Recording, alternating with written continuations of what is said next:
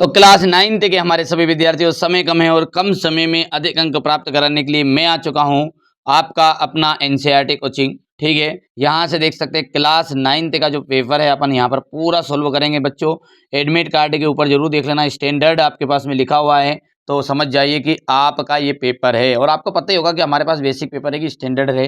ठीक है, तो चलिए क्लास बड़ी इंटरेस्टिंग रहने वाली है। इंग्लिश माध्यम और हिंदी माध्यम दोनों के लिए मैं यहाँ पर सोल्व कराने की कोशिश करूंगा। चलिए तो क्लास को शुरू करते हैं। निम्नलिखित प्रश्नों को सही विकल्प का चयन कीजिए। देखिए, प्रत्येक परिमेय संख्या जो होती है वो क्या है? प्रत्येक परिमेय जो संख्या होती है वो क्या है वास्तव में?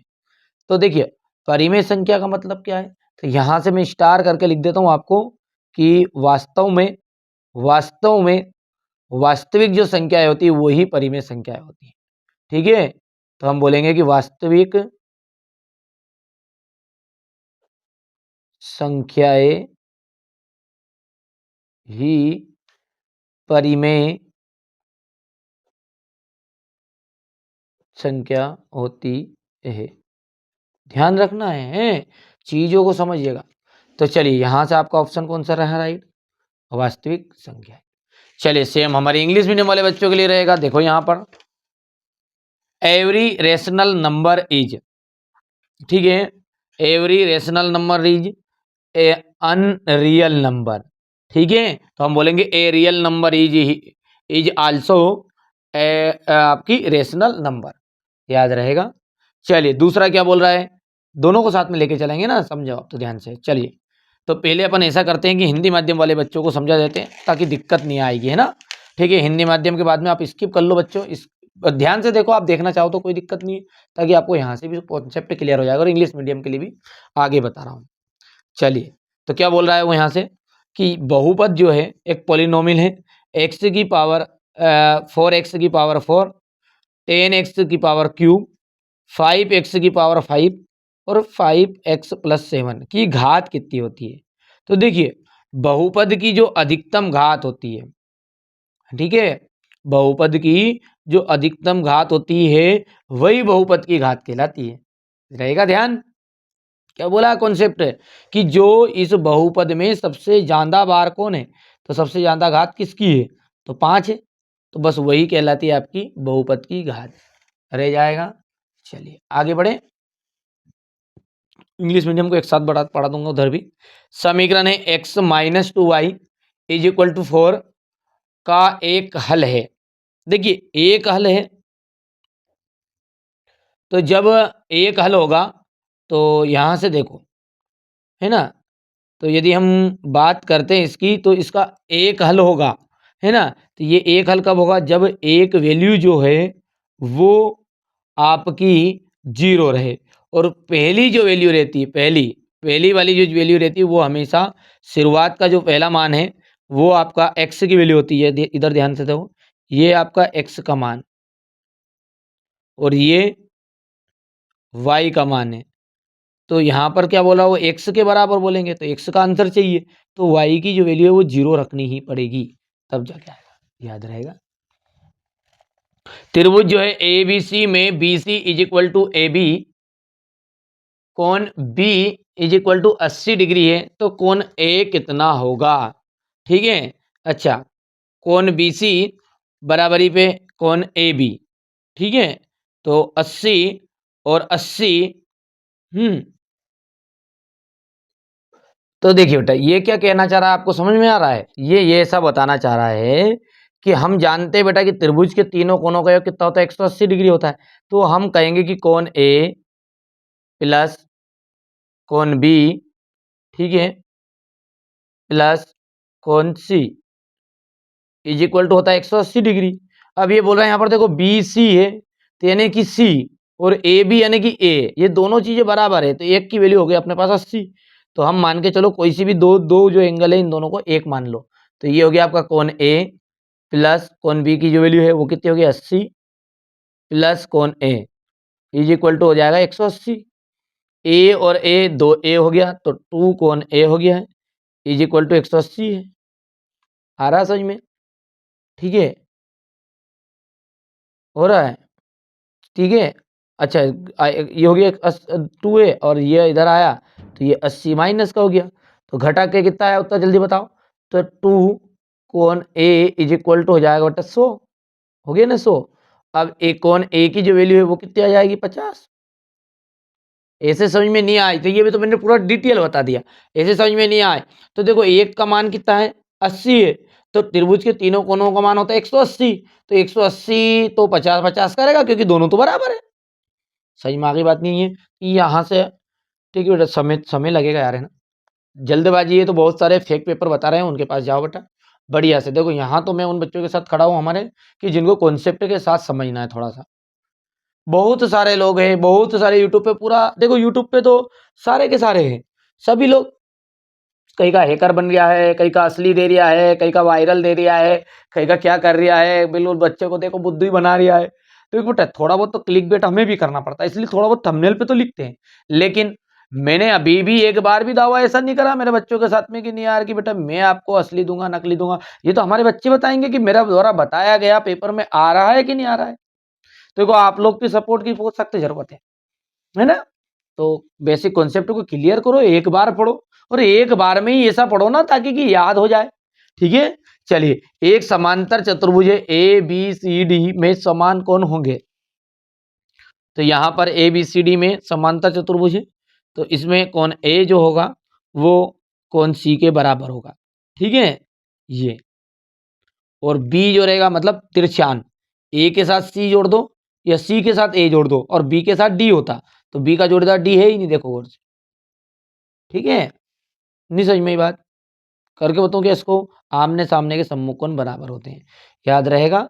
ये चीजें ज्यादा डिटेल भी नहीं बताऊं, मैं बोल भी रहा हूं कि एक समांतर चतुर्भुज के सम्मुख कोण है ना, आमने सामने के कोण हमेशा बराबर होते हैं। हो गया। अब यहां पर है अपना संख्याओं 4 4 5 7 7 6 7 1 2 3 6 का माध्यिका है। देखिए माध्यिका कैसे निकालते हैं, ठीक है, तो माध्यिका यदि आपकी सम हो तो सम हो तो n/2 आ जाएगी और n/2 वह पद, यदि विषम है तो n+1 वह पद। तो देखो पहले तो गिनती करो इसकी, 1 2 3 4 5 6 7 8 9 10 11, 11 है जो कि विषम है। तो सम यदि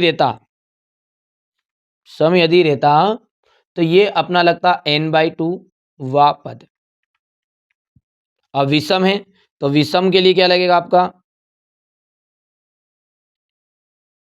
विषम है तो n+1/2 वा पद।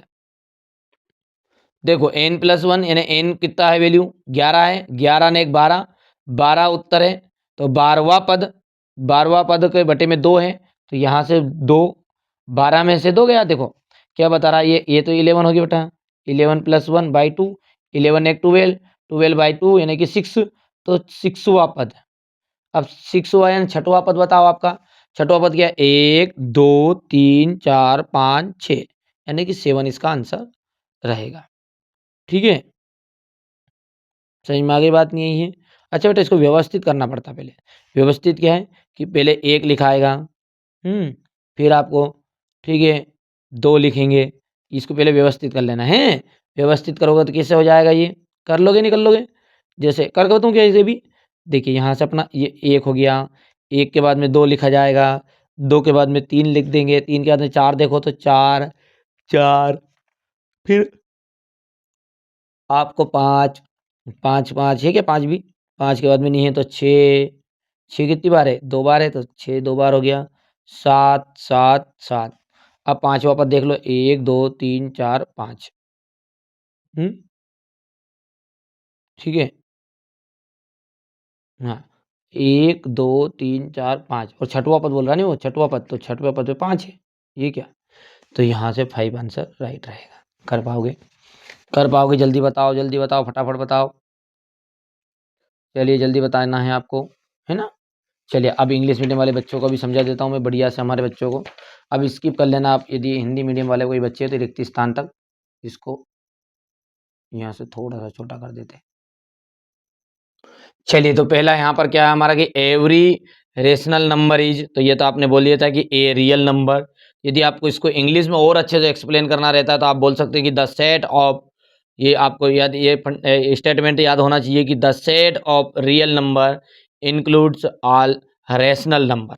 ठीक है, चलिए degree of the polynomial 4x power 4, 10x cube, 5x की पावर 5, 5x प्लस 7 इज, तो डिग्री ऑफ पोलिनोमियल्स का आपका जो रहता है वो क्या रहता है, ठीक है, जो हाईएस्ट वेरिएबल रहती है, हाईएस्ट डिग्री मतलब हाईएस्ट वेरिएबल होती है, वही क्या रहती है, आपकी डिग्री ऑफ पोलिनोमियल रहती है। तो याद है नहीं याद है, यानी कि सबसे ज़्यादा जो आपकी यहाँ से हाईएस्ट वेरिएबल डिग्री, तो देखो घात को बोलना है अपनों को, घात बतानी, मतलब यहाँ पे ये 5 है, तो ये 5 यहाँ से राइट रहेगा, है ना, सबसे ज़्यादा बार किसकी डिग्री दिख रही है आपको, ठीक है, रहेगा भैया, बोलो जल्दी बोलो।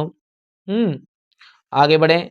वन सॉल्यूशन ऑफ इक्वेशन, ठीक है, इक्वेशन है बेटा, ये ई यहाँ पर नहीं मिसप्रिंट है, ठीक है, वन सॉल्यूशन ऑफ इक्वेशन कितना है, ये एक्स प्लस टू वाई, क्या है अपना, उधर देखो एक्स प्लस टू वाई है, ये देखो इधर था ना ये सा, x minus two y, x minus two y is equal to 4, ठीक है, तो नाउ इज आंसर इसका क्या रहेगा आपका 4,0, याद है नहीं।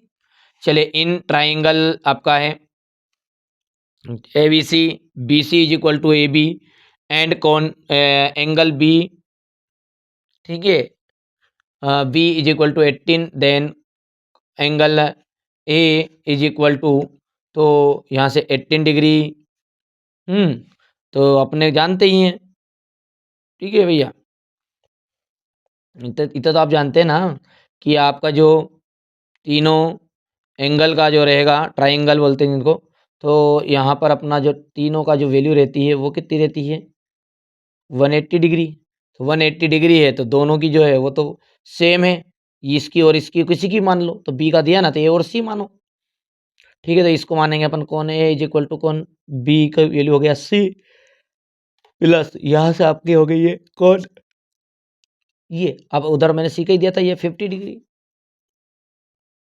चलिए ठीक है, यहाँ से ये जो रहेगा आपका, इसमें आपका रहने वाला सी ऑप्शन राइट, मैंने बता ही दिया था। अच्छा, मीडियन जो रहता है वो number of the number of, तो कुछ नहीं करना है, सबसे पहले नंबर तो इसको आपको, ठीक है भैया, ठीक है, इसको to find the median first तो अरेंज कर लेंगे नंबरों को अपन, ठीक है, तो इन नंबरों को जैसे अरेंज करेंगे तो यहाँ से अपना 5 आंसर आएगा, ये मैंने उधर समझा दिया बेटा, जो चीज़ें हिंदी माध्यम के लिए समझ जाओगे वहाँ से भी आप आधी ज़्यादा चीज़ें वहाँ से भी कंप्लीट आप कर सकते हैं, ठीक है, आगे बढ़ाएं। चलिए क्वेश्चन नंबर जो 2 है इसमें रिक्त स्थान है, तो देखो यहाँ पर पहला जो है ना वो है कि 2 की पावर 0 है, यहाँ भी 2 की पावर 0, यहाँ भी 2 की पावर 0, तो देखिए जब भी किसी भी आपकी जो अंक होगी, संख्या होगी, उनका यदि पावर 0 है, डिग्री 0 है, घात 0 है, तो उसका मान होता 1, तो इसका मान हो गया 1 और ये भी हो गया, देखो 1 हो गया, इसका भी सामने वाले का भी 1 हो गया और बटे में 1 आ गया, तो सबका 1 1 है, तो मतलब 1 + 1 2 उत्तर आ जाएगा इसका। दो घात वाले बहुपद को क्या कहते हैं, तो देखिए दो घात वाले बहुपद को द्विघाती कहते हैं, तीन घात वाले को त्रिघाती कहते हैं, एक घात वाले को रैखिक कहते हैं, याद रहेगा, रहेगा नहीं रहेगा, ध्यान से सुनना है बातों को, ठीक है, फर्स्ट वाले को लीनियर कहेंगे यदि जिसकी डिग्री 1 है, ठीक है, जिसकी डिग्री 2 रहेगी उसे अपन क्या कहेंगे, ठीक है, क्वाड्रेटिक रहेगा, ठीक है, और जिसकी घात 3 रहेगी वो क्यूबिक रहेगा, तो वो अपनी इंग्लिश मीडियम में आ जाएगा। दो घात वाला हो गया, एक्स बराबरी पे ए का जो आलेख है वो ध्यान से रखना, यहाँ एक्स है तो वाई अक्ष पर बनेगा, ठीक है, यदि यहाँ पर वाई बराबरी पे रहता तो वाई बराबरी पे रहता तो अपन एक्स अक्ष पे लिखते, तो उल्टा करना है यहाँ से। यदि दो रेखाएं परस्पर प्रतिच्छेद करें तो शीर्षाभिमुख कोण जो है वो आपका बराबर होगा, असमान होगा, 180 डिग्री होगा, यहाँ से आपका बराबर रहेगा। किसी समबाहु त्रिभुज का जो प्रत्येक कोण है, किसी समबाहु त्रिभुज का प्रत्येक कोण वो रहेगा आपका 60 डिग्री, 60 डिग्री रहेगा। समांतर चतुर्भुज का एक विकर्ण उसे दो दो सर्वांगसम त्रिभुजों में विभाजित करता है। हो गया। यहाँ से आपका हो जाएगा ये पहला एक आपका यहाँ से ये आपका क्वाड्रेटिक, यहाँ से हो जाएगा आपका, अरे गलत कर दिया कि हाँ सही तो है, यहाँ से आपका 2 है ये, ठीक है। थर्ड वाले में आपका जाएगा द ग्राफ ऑफ एक्स अक्ष, तो ये अपने ऊपर ने एक्स एक्सिस पे अपने देख ही लिया है, तो ये वाई एक्सिस है, ये एक्स वाले यदि यहाँ वैल्यू एक्स रहे तो वाई एक्सिस लिखना, वाई लिखा रहे तो एक्स लिखना, ये तो बता ही दिया अपन, ठीक है। तो यहाँ पर इक्वल रह जाएगा, ये आपका जो एंगल रहेगा वो 60 वाला रहेगा और यहाँ से आपका 2 रहेगा। कर पाओगे?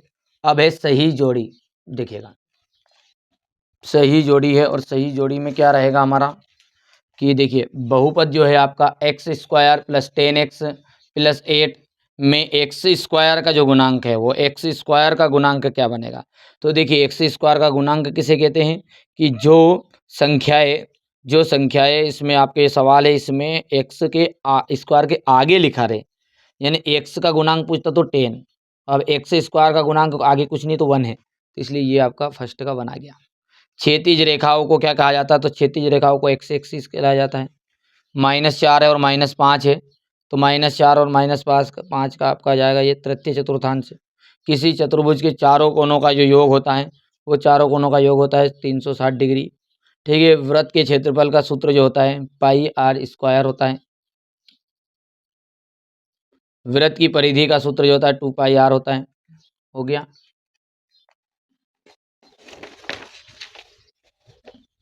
हो गया। चलिए यहाँ से अपन पहले का देखेंगे फर्स्ट वाले को, तो ये आ जाएगा यहाँ पर, दूसरे का आपका हो जाएगा यहाँ से,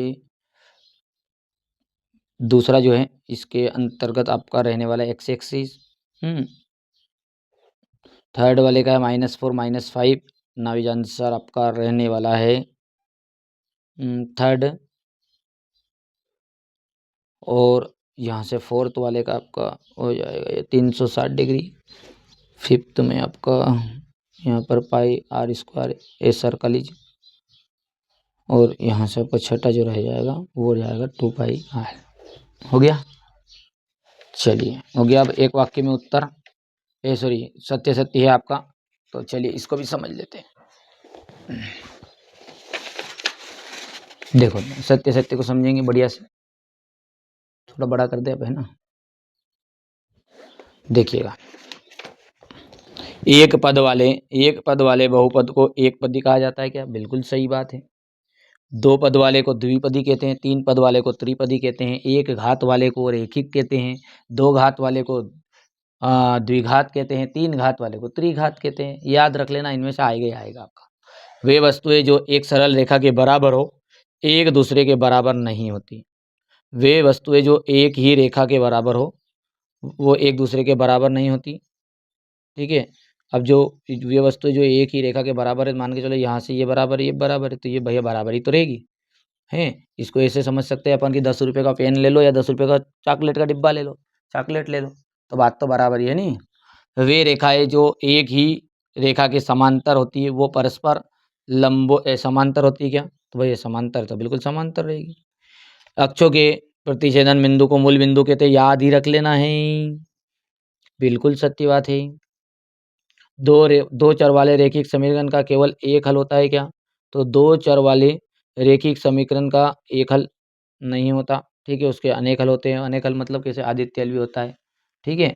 तो यहाँ से अपन आपका यह हो गया असत्य। और किसी त्रिभुज में दो भुजाओं का योग तीसरी भुजा से बड़ा होता है, तो ये बात आपकी ट्रू रहेगी। ये यहाँ से ट्रू फॉल्स है। देखिए एक वाक्य में उत्तर है, तो क्या कह रहा है आपको, रेखिक बहुपद की जो घात है वो क्या होती है, तो रेखिक बहुपद की घात कितनी होती है, ध्यान देना है।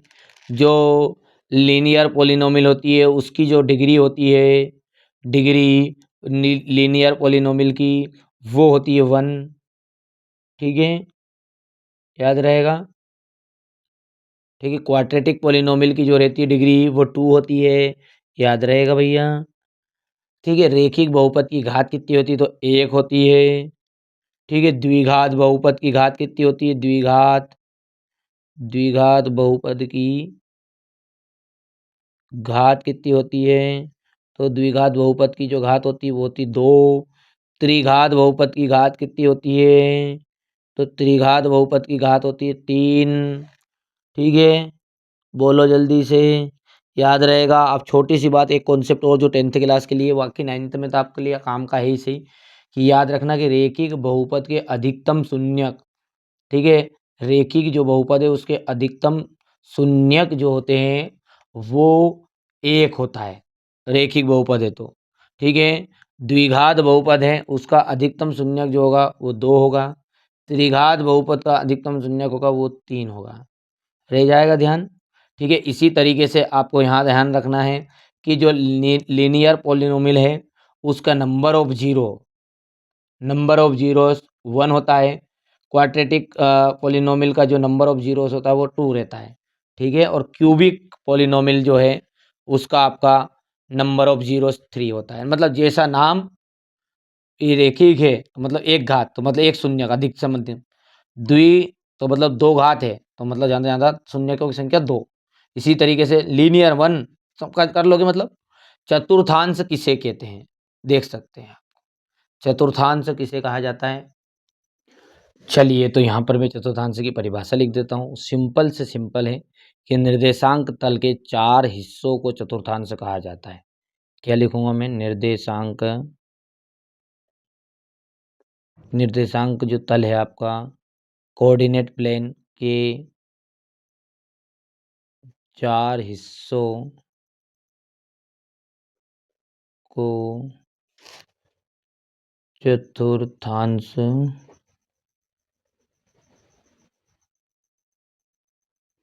कहते हैं। अच्छा, इसी तरीके से इंग्लिश मीडियम का भी लिख दूंगा, कोई दिक्कत नहीं है। अब अगला क्या कह रहा है कि रेखिक जो समीकरण है उसका मानक रूप लिखना है आपको।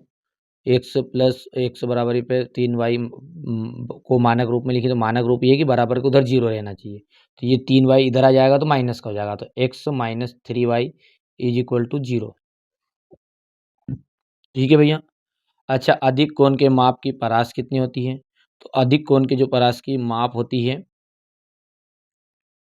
ठीक है, अधिक कोण की जो परास की जो माप होती है 90 डिग्री से अधिक और 180 डिग्री से कम। 90 डिग्री से अधिक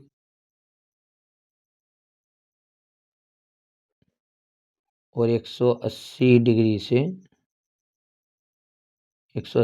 से कम, यानी क्या कह सकते हैं अपन, 90 से 180 के बीच में।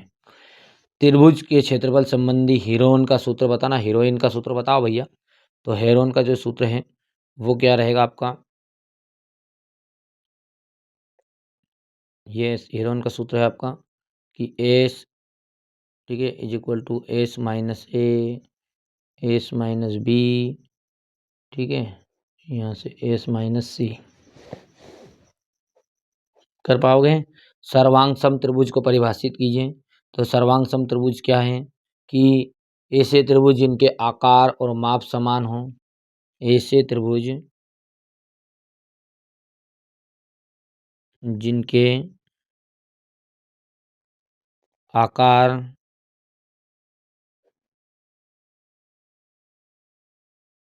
और माप समान हो, क्या कहलाते हैं? ठीक है, सर्वांगसम त्रिभुज कहलाते हैं। यहाँ से देख सकते हो बेटा, इनकी परिभाषा तो आप लिख सकते हैं ये। ठीक है, ऊपर जो लंबी चौड़ी परिभाषाएं हैं। ठीक है, दूसरे में आपको लिख देना है, ये आपका हो जाएगा x minus 3y is equal to 0। ये आपका हो जाएगा between 90 degree to 80 degree, 80 to 90 degree.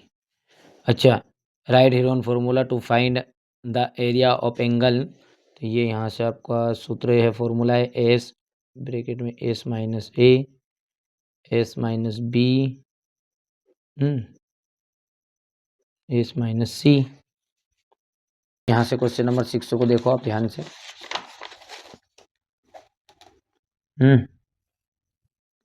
हो गया।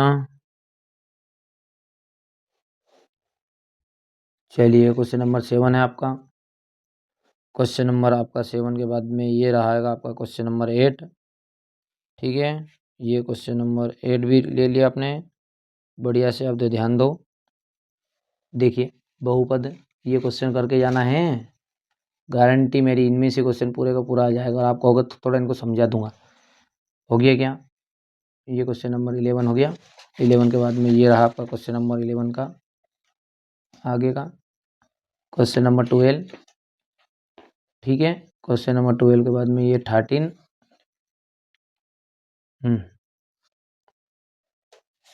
13 के बाद में ये रहा आपका क्वेश्चन नंबर 14।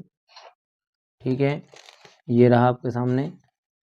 ठीक है भैया, इसके बाद में अपन बात करते हैं, ये क्वेश्चन नंबर 14 हो गया है, यहाँ से ये इसका तो वाला रहेगा, हो गया। यहाँ से ये हो गया आपका ये क्वेश्चन नंबर 15। 15 के बाद में क्वेश्चन नंबर 16। ठीक है, ये 17 है, 18।